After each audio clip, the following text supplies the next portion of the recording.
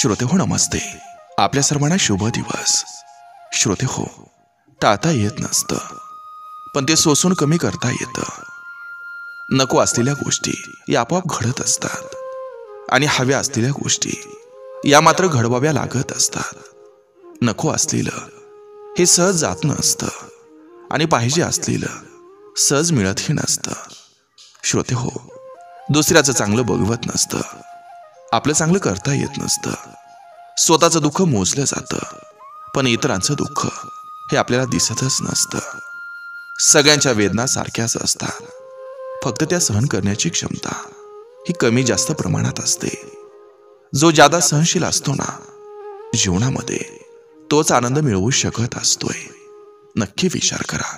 चला, आजही आपल्यासाठी सुंदर विचारांची ही शिदोरी, ही मालिका अशीच पुढे घेऊन आलोय. चला करूया सुरुवात सुंदर विचारांना, सुंदर सुविचारांना.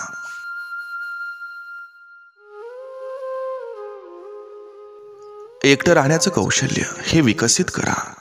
तुमच्या आयुष्यात अनेक गोष्टी तुम्हाला बदलताना दिसतील.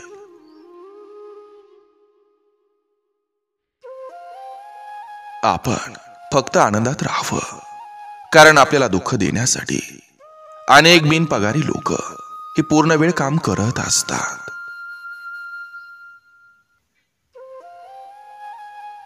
मनातल्या जखमेवर फुंकर घालणारा माणूसही मनातलाच असावा लागतो.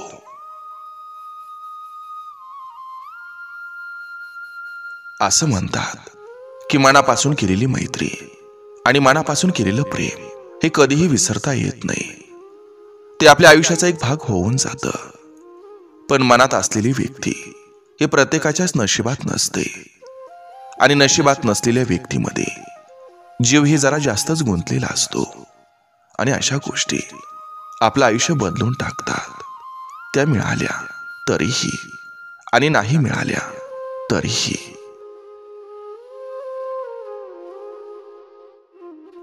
आई वडिलांच्या मृत्यूनंतर नशिबाचा खेळ सुरू होतो, कारण आई वडील जिवंत असेपर्यंत त्यांचा आशीर्वाद आणि त्यांच्या प्रार्थना हे आपले नशीब बदलतात.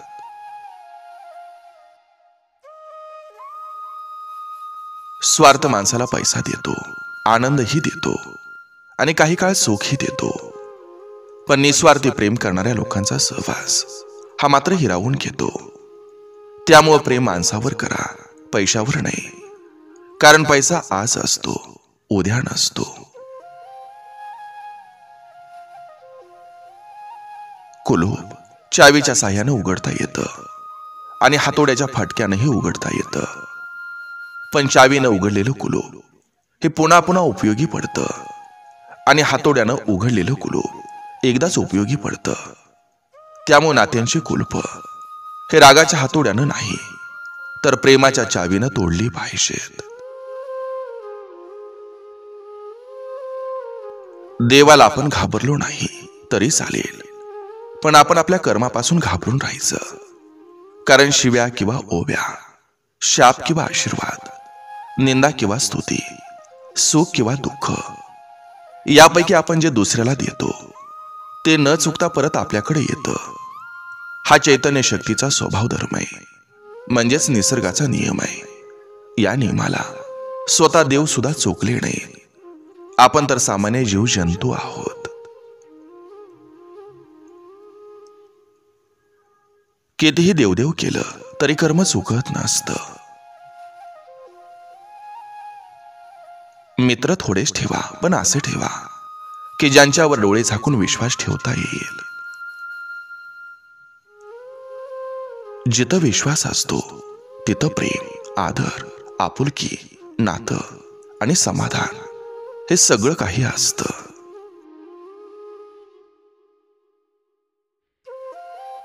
भावकीवर जळण्यात आणि जळवण्यात जर तुम्हाला अजूनही मजा येत असेल, तर तुम्ही अजूनही मोठे झालेच नाहीत. दुनिया खूप मोठी आहे.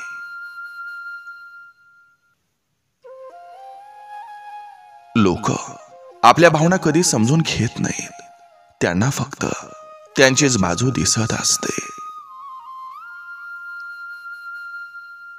स्वतःची काही चूक नसताना, कोणताही अपराध नसताना पदरी फक्त वाईटपणाच यावा यासारखं मोठं दुःख नसतं.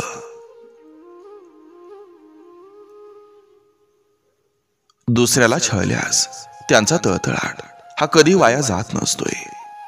तुम्ही माकडासारख्या कितीही उड्या मारल्या तरी तो वरचा जेव्हा पलटी मारेल तेव्हा तुम्हाला त्याचं प्रायश्चित्त हे भोगावंच लागेल.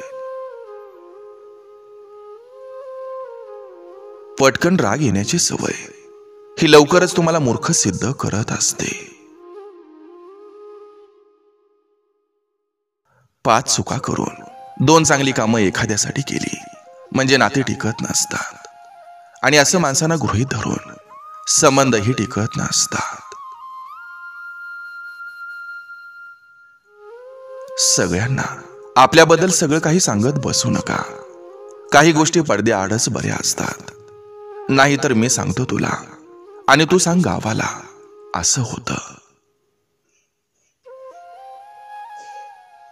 स्वतःचं मन मारून कष्ट करणारं शरीर आणि काळजी करणारं मन म्हणजे बाप. माणसाचं वय तरुण आणि अनुभव हा म्हातारा पाहिजे.